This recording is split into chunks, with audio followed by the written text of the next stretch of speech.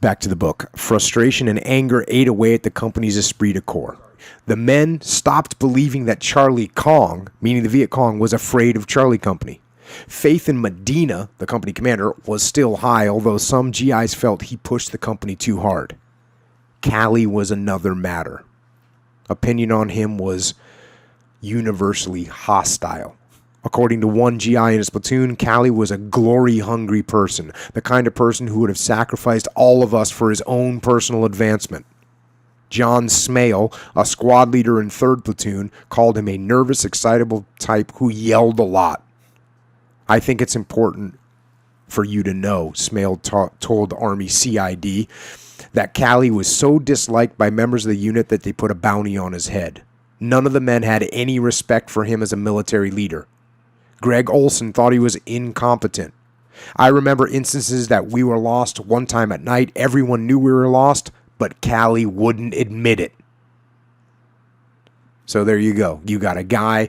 We talk about this all the time. And say, oh, what do you do if you make a mistake? You own the mistake. If you need help, you say, hey, you know what? I'm not sure where we're on the map right now. Let me get someone up here to do a map study. Help me out. Let's figure out where we are. But instead, he just lies. He doesn't admit it. He doesn't own it. And no one is going to have respect for him. Back to the book. Someone else thought Calley acted like a small guy who had been pushed around a lot by bigger people before he joined the Army. Now that he had authority, he didn't know how to use it, and he didn't listen to suggestions. I talk about this all the time.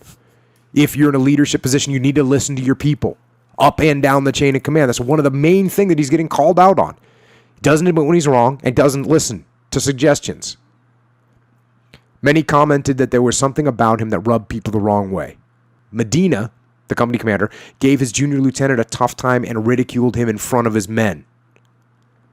The captain called him Lieutenant Shithead regularly. One GI remembered that tended to minimize your opinion of him.